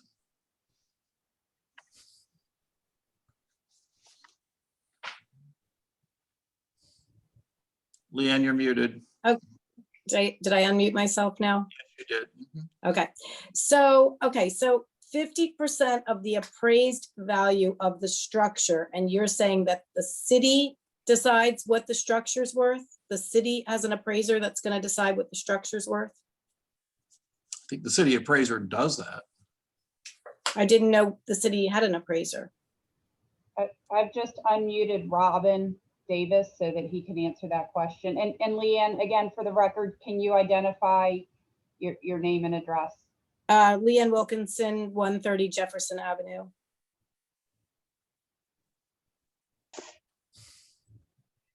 Normally what happens is the appraisal is done by the owner of the property. We initially start off with, if there's anything close, we use the assessed value that we have in our admin system that is done by our assessor. But of course, that value is normally a lot lower than what an appraisal would be. So normally what happens is the individual will get an appraisal done by someone that they pick. And then we take that value and use it as our calculations.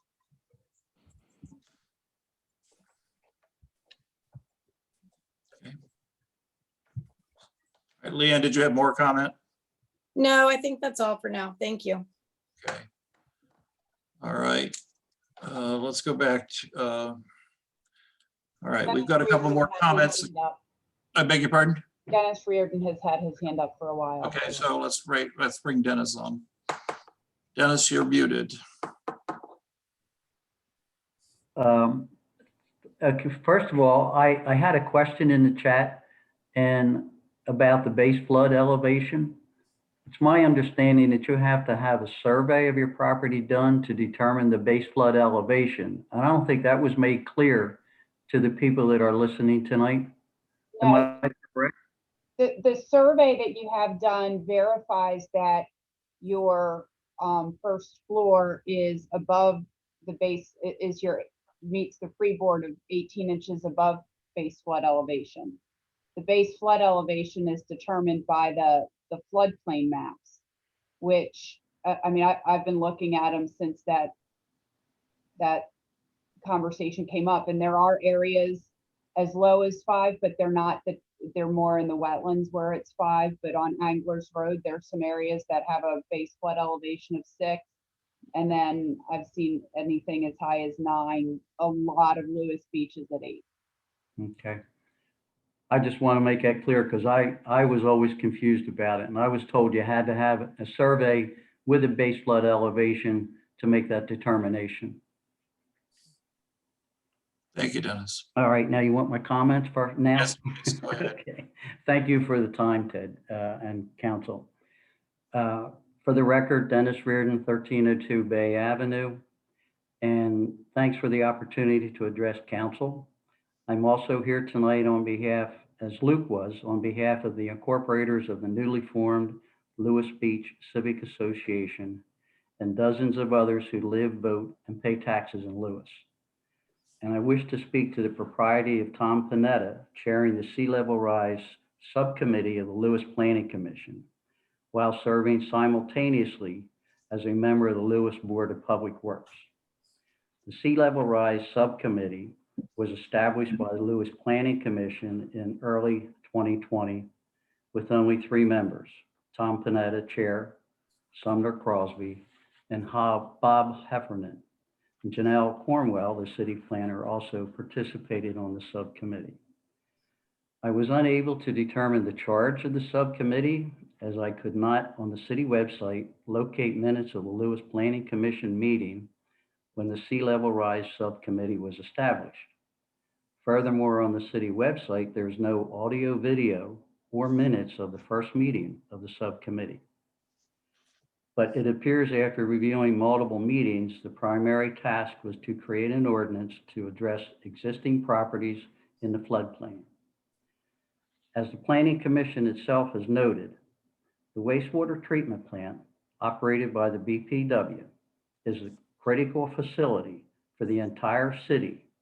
It is located in the floodplain, in the marsh, adjacent to the Lewes-Rehoboth Canal. As a result, it's subject to flooding. Moreover, the Lewes City Building Code 197-73D10 prohibits building such a plant in the floodplain absent special circumstances. And even then, there are strict conditions attached. Consequently, a neutral observer would assume this critical facility would be a priority in any discussion of sea level rise in the floodplain where the facility is housed. It was not. In one of the online videos of the meetings I reviewed, the city planner said that the wastewater treatment plant was excluded because it is under BPW. No other explanation was provided. This seems odd given that BPW and the city currently are spending hundreds of thousands of dollars litigating whether or not the city has oversight authority over BPW. The subcommittee held 18 meetings, most of which were held during the workday when public attendance is difficult. Several were attended only by Mr. Panetta, Sumner Crosby, and the city staffer. There is no evidence of outreach to impacted parties and interests. Sparse and incomplete minutes have been made available, but only for 5 of the meetings. And it wasn't until this past week following complaints that the videos of some of the meetings started appearing on the city website as opposed to YouTube. The city has a code of ethics that applies to the mayor, council, staff, and those who serve on commissions and committees. Mark Harris, the chair of the city's Board of Ethics, as recently as last week, eloquently warned the city to avoid both real conflicts of interest as well as the appearance of conflicts. Yet Mr. Panetta chaired, voted for, and is advocating for a proposed ordinance that severely disadvantages many while specifically protecting an organization on whose board he sits and to which he is currently campaigning to be reelected. His conduct should not be condoned. Mr. Mayor, members of council, the proposed sea level rise ordinance should be rejected on this basis alone. What the city should do is lift the moratorium, start over, consider these issues in a public, fair, and transparent manner. The citizens you represent should be allowed to participate, as should scientific experts in the field, lawyers, and representatives from the insurance, mortgage, and real estate industries. Simply put, this matter is too important to be developed in a process more noted for its exclusion and conflict of interest than its inclusion and fairness. Thank you. All right. Okay, thank you, Dennis. All right. The Clarks have identified themselves as Mina Clark. Go back to her public comment. I'm okay. Dennis, please mute yourself. Thank you. The question that was raised was who is addressing the structural protections of to the dunes or dredging or seawall protection? Is this part of the study? DENREC obviously takes care of, manages the dunes, and DENREC also takes care of the dredging. The Army Corps does a little bit of dredging, mostly at Roosevelt Inlet, but no other dredging is done by the Army Corps along the beach or in the canal at this point. I don't believe any of that was included in the study. Is that correct, Janelle? Were there comments from DENREC included in this? In terms of So the dunes and dredging? for dredging, no, because again, dredging would have been of the canal and this would not impact the canal nor the dunes. This impacts development ability of critical facilities and redevelopment of structures. Okay. All right, and then the DOCG 1969 identified himself as Anthony Graziano, and the comment is, my house is insured the way it is designed. If I have to rebuild it due to storm damage and the house is not worth what it was originally insured for due to the new code proposed, what recourse do homeowners have? Any comment there, Janelle? I don't have a comment for that one. To me, that would be more of a legal question. I think so too. Yeah, we're no comment on that, Mayor. Thank you. All right. And then from Samuel Boxerman, providing more clarity on how the 50% is determined fairly given the actual market value in 2021 would be very helpful if the town proceeds with this ordinance. Thank you. Mr. Boxerman, if you could tell us your house address, that would be helpful. Okay, we have both Tanya and Cole Flickinger have their hand up again. So Tanya, you want to go first? Unmute. Tanya, if you want to unmute.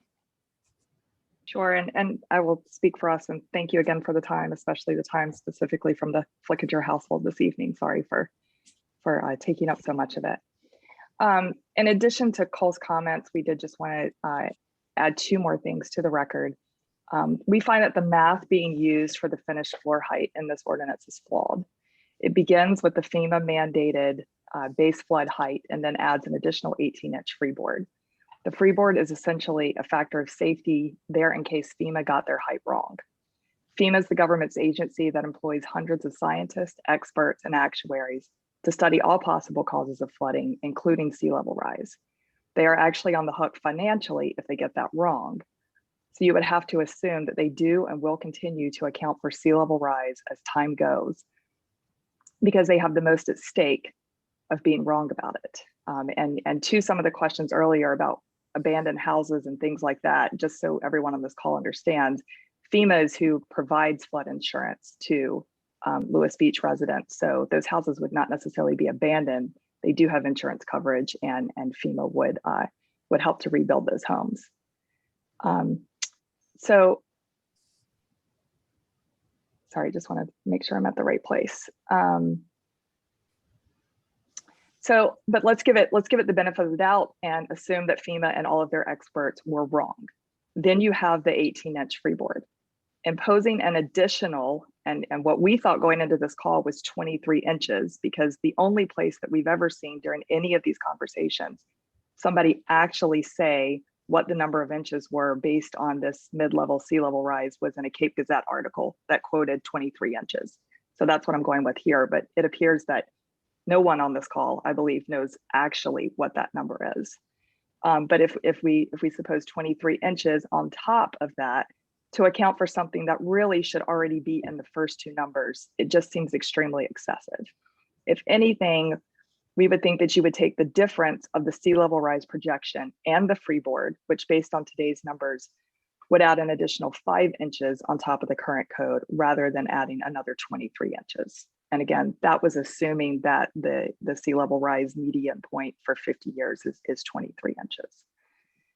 The final comment that we want to say is that during the Sea Level Rise and Planning Commission meetings that we were able to attend and listen to over the past couple of months, a rationale for this ordinance has been stated many times, that all of the new homes on Lewes Beach are being built with garages underneath and therefore would not be impacted by the additional finished floor height in the ordinance. As a homeowner, and as my husband said before, we recently built a home on Lewes Beach, and we do not have a garage on the first floor of our home. So we would like to set the record straight on this point. This ordinance would absolutely have prevented us from building the home that we intended to build. And we find that it is not the place of the Planning Commission. And we hope that council would not adopt such rationale to decide on behalf of current or future residents what their architectural desires would be of the homeowners. And with that, we would just also like to say that we wholeheartedly support all of the comments that Mr. Reardon stated earlier. Thank you. Thank you. Cole, did you have something to add to this, to Tanya's comments? You're muted. I did. And that was, again, sorry to take so much time. You had read, Mr. Mayor, you had read, I don't know, I couldn't find it in the questions or the chat. Someone had directed a question back to me about the 9.5 feet top of foundation as currently required by the city in AE 8. And I wanted to answer that question. I just couldn't find it in the chat anywhere. Okay. It's probably for Robin to clarify. Right. But it's my understanding, maybe Robin can respond. Anything below that 9.5 has to be flood proof, which I view as the foundation, concrete.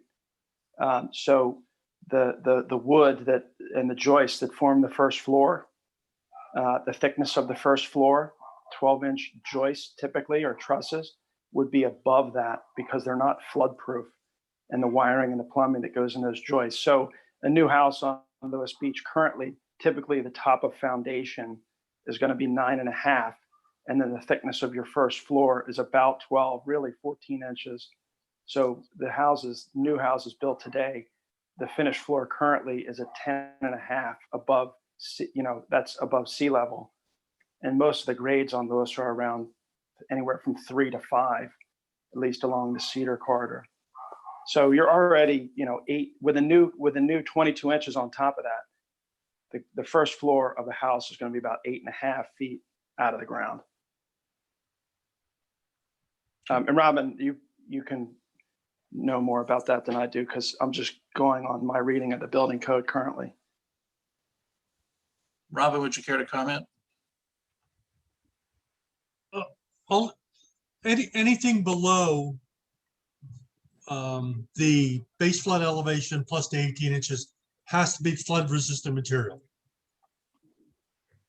So that will exclude anyone from putting ductwork in that area because you're not going to do that and FEMA won't allow it. But everything is based, the numbers are based off the top of the floor. So the say, for example, the base flood of 8 plus the 18 inches of freeboard, it's just mandated your floor, the top of your floor level in an AE zone has to be 9.5 feet. But again, anything below that level does have to be flood resistant materials.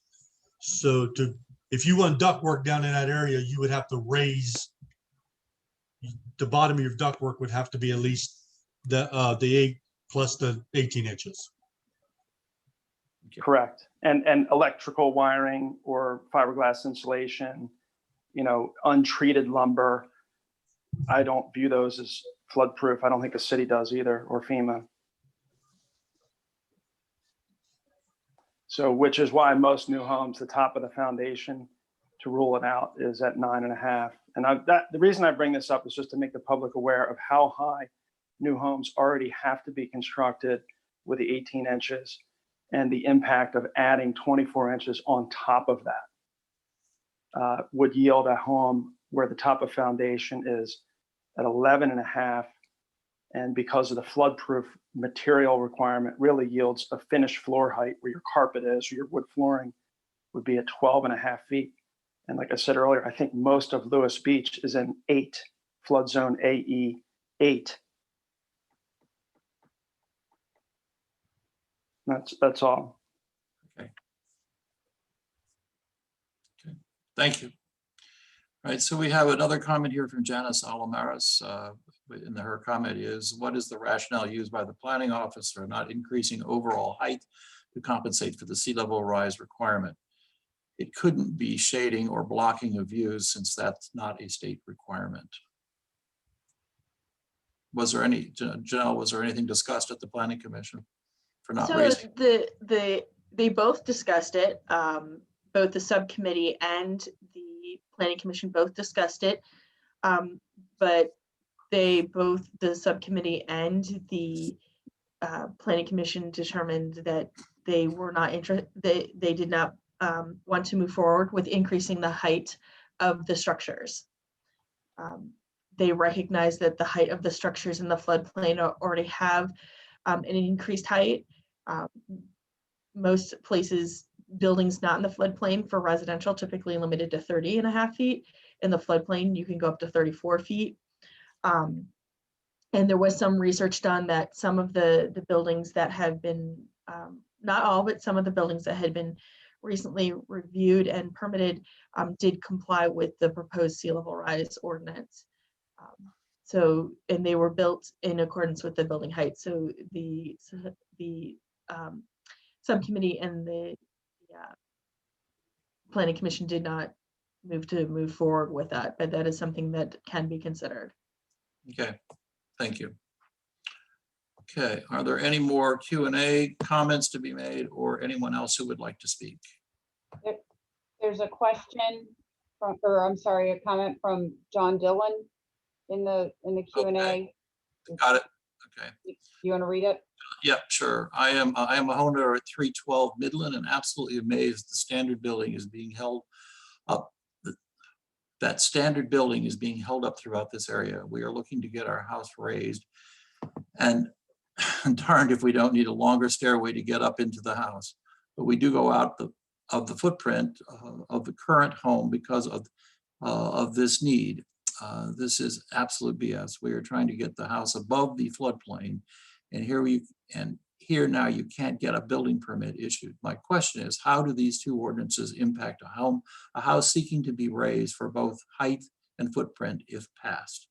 In other words, what is the practical impact of these two ordinances to homes on Lewes Beach, such as ours? I can answer part of that. And the sea level rise or resiliency ordinance that is part of, is this portion of the public hearing, is not affected, does not affect current permits. What's affecting current permits is the existing requirement that is in the source water protection overlay. So Robin Davis is on this meeting, so I can ask Robin to take a look at your permit to see if it is expanding impervious cover and see if it, is able to be issued. But if there is an expansion of impervious cover, that is, and it's already over 20%, that is what is holding up the issuance of permits, not because of the proposed ordinance, but because of the existing ordinance that's on the books. Okay. Thank you. Did Robin, you want to comment any further at this point? I think you need to probably look at the plans. Yeah, I need to see exactly what the issues are. Okay, great. Thank you. And to Mr. Dillon's point, I understand that it hasn't been issued and that it is being held up, but it's most likely being held up because of the issue with the source water protection existing ordinance, not the proposed. Okay. And then there's another one in there as well. Why can't you be specific about the additional height required? What additional height required is under the ordinance for sea level rise? How can you propose a law without actually saying what the law says? And I think that's based upon Janelle's answer of everybody has most homes have different levels. Is that correct? Janelle? Right. I mean, I just haven't done the calculation from the meters to the feet. I apologize for not having that on hand. It is around 23 to 24 inches again, at the 50 year. If council so chooses, they can make that, if they're so inclined to adopt some type of sea level ordinance, they can pick a different year than the 50 year, which would change the amount that the building would have to be increased. Because again, it's just proposed to be included at the 50 year. So if that changes, you go to the 60 year or 40 year or something different, then the amount changes.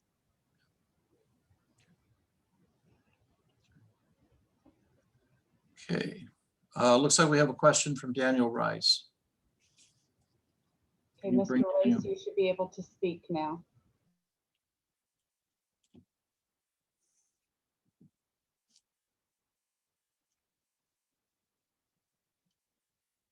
If you'd unmute yourself, Mr. Rice, and give us your home address.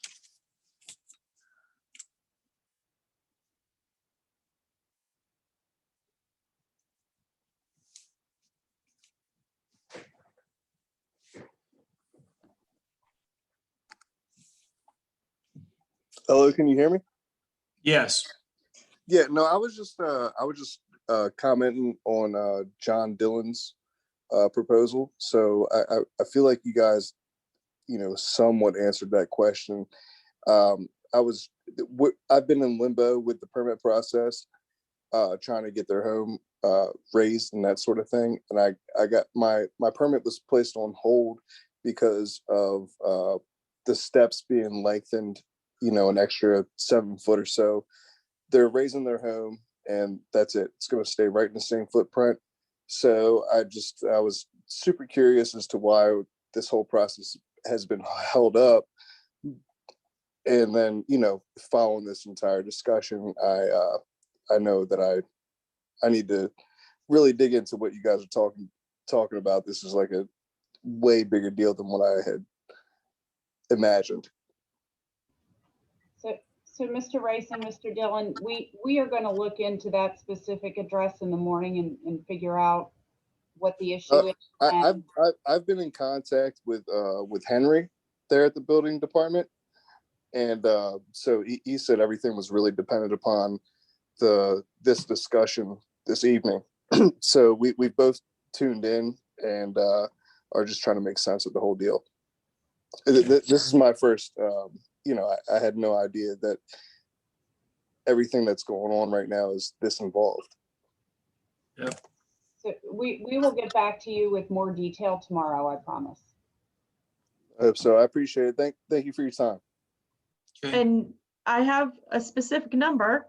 So based on the intermediate line at the year 2050, the amount would be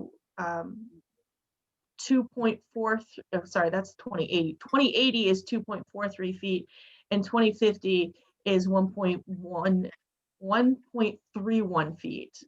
So what are you guys proposing to enforce?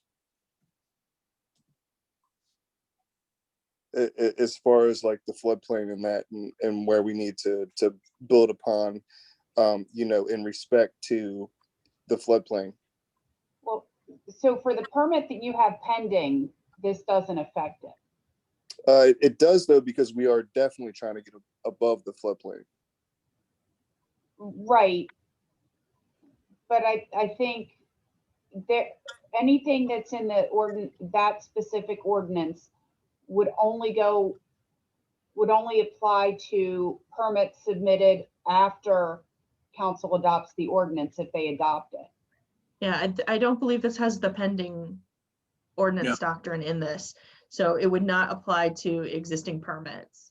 I appreciate that. And then, you said you would address it tomorrow and you promised, and I appreciate that. I was just, it's got, I know it's got us on hold and I've been super curious as to why we've been held up, you know what I mean? But after watching all that's been said through this entire meeting, I'm just, just taking it all in is all. Thank you. Thank you. Okay. Again, is there anyone else who would care to speak or post a question in the Q&A? Okay. Mr. Kelly has his hand Yeah, up. I just looking to see if there's anybody else first, and it looks like Joe took his hand down. Joe Kelly took his hand down. Okay. Got a couple more comments. Oh, he's got it up again, so let me. Okay, let's go ahead and let him speak. I just would urge the council to listen to the planning commission hearing where it was decided that they were not going to increase the building height to 34 feet. That discussion was extremely limited. One member said, well, I don't think we should change the 34 feet. He then asked Janelle, what is the height restriction in Rehoboth? And she said 35 feet. And then she suggested that maybe Rehoboth had a more lenient standard for measuring the permissible height. He then said, well, I want to stick with the 34 feet. The others agreed, and that was the extent of discussion on this very important issue. So I would urge the council to listen to the recording of that meeting. Okay. Thank you, Joe. Okay. All right. Then it looks like Rick Will has his hand up.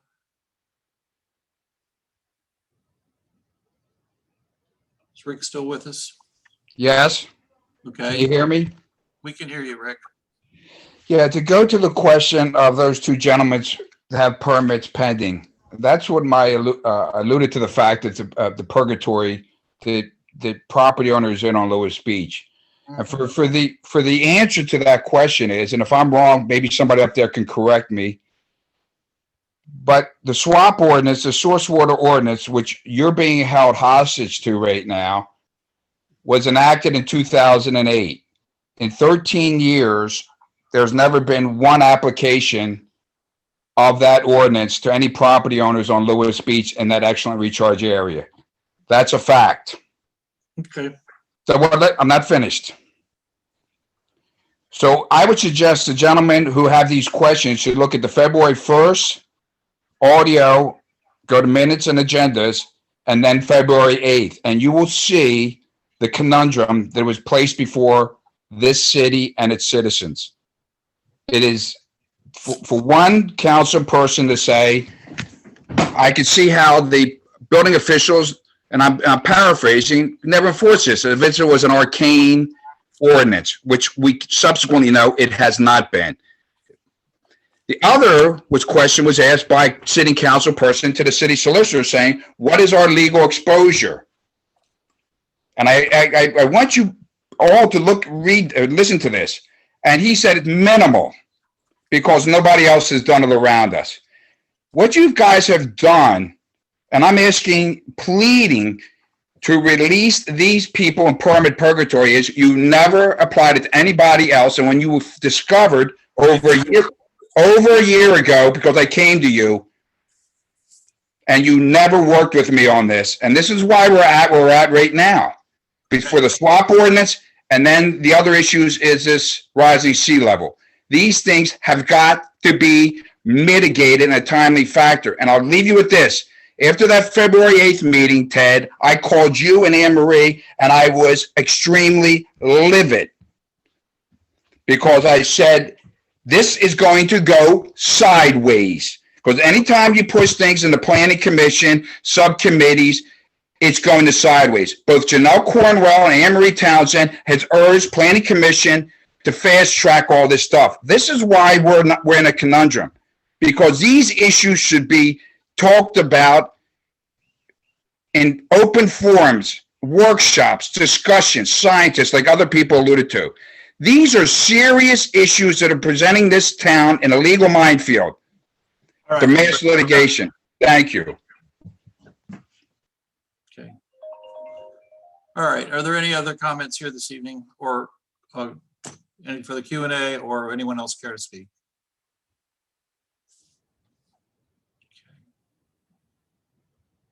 Okay. Hearing none and seeing no other hands raised, we've been at this a little over 2 hours. I think we've gotten a lot of comments. We've gotten also, we'll have, I would imagine, a considerable amount of written comment that will be received between now and the 14th of May. And I thank everyone for your time this evening. Clearly, these are two very sensitive and important matters that we are considering, and we will Mayor. continue. Yes. I'm sorry, but in the Q&A, we did have one more, and the questioner asked again. Thank you. Mr. Dan Austin from 9 Missouri Avenue asked, what is the rationale to select the 50-year as the criteria for the additional height requirement? It seems arbitrary, as Janelle stated, that the council could pick another date. Janelle, do you have an answer to that? So there was actually a lot of discussion about that, and a lot of it went down to the projection of the length of time a house is going to be here. And if houses are going to be built to, as it was discussed many times in the subcommittee, are going to be built to last about 80 to 100 years, that they should be built to a little bit higher standard, because to a little bit farther out. They didn't see it as being such a need that you needed to go to the 80 years for the critical facilities, but building to 10 or 20 years out didn't seem right for something that's going to be here for about 100 years. So that's why they chose the 50-year. So that's where they came up, because they thought going out like 80 years might be too much for a house. But they were trying to find that balance, but like 10 to 20 years into the life of a building that's going to be around for about 100 years didn't make sense. So they wanted to go out to the 50-year projection. And also the resources I have posted onto the news and announcements page on the main page of the website. So you can get links to the flood mapping tool, both the comment for the excellent recharge and the sea level rise, the resiliency, and a direct link to the definition of substantial damage and substantial improvement. So that is on the main page on the news and announcement section of the city's website. Right. I didn't see anything. Hey, Ted. Yes. This is just, there's a lot of people on this call whose names I haven't seen before at city meetings. And I think it would be appropriate to just take 1 second and identify who they're seeing on the city side. I mean, obviously Ted Becker is the mayor, Bonnie Osler, Tim Ritzert, Andrew Williams, Rob Morgan are all the council people. Anne Marie Townsend is the city manager. Janelle Cromwell is the city planner. Robin Davis is the city building official, and Glenn Mandalis is the city solicitor. So just in case people had questions about the people who've been trying to respond to questions, that's your cast of characters. Thank you, Bonnie. Yeah, all of our names are posted, but thank you. Yeah, but not who people are. Yes, oh, exactly. Thank you. All right. Looks like we have another comment from Dennis Reardon. How long will the record be open? Dennis, the record will be open until close of business on May 14th. Dan Austin said, thank you to all the council members, Anne Marie, Robin, Glenn, and Janelle for your service. It's a tough job or a tough subject. Okay, and then John Dillon said, what research did they do to arrive at 50 years? Did they look at other jurisdictions and learn about the provisions? This sounds like it was a flip of a coin. Okay. I think that pretty So much they looked at many different jurisdictions. Some jurisdictions are like, just increase everything 3 feet. We don't care what it is, 3 feet. Others had very complicated point scenarios, but they looked at many different jurisdictions up and down the East Coast, the West Coast, to find what seemed to make the best determination for the city of Lewes. And there was a question asked by Mina Clark, who lives at 1603 Cedar, regarding is a 50-year data point in line with an approved master plan. I don't believe it is part of a master plan at this point. No, it's not. I believe the comprehensive plan recognizes climate change and sea level rise, but it doesn't actually give the specifics. That's why we have the ordinance to provide the additional specifics regarding these issues. Okay. All right. So back to where we were, I think, unless anyone else would care to submit a question or raise your hand. We're now at 8:11, and we've had a long conversation here about these two subjects, which are closely related to one another.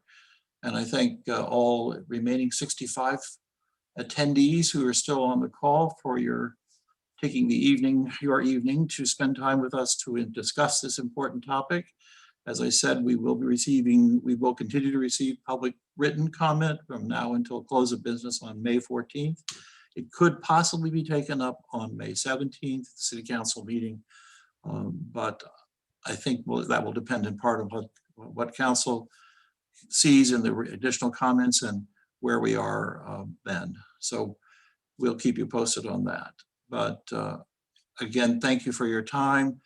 Anne Marie, do you have any other comments, or Glenn, do you have any other comments you'd like to add to here this evening? Okay, hearing none, I will adjourn the meeting. Thank you very much. Thank you all for attending. Have a good evening.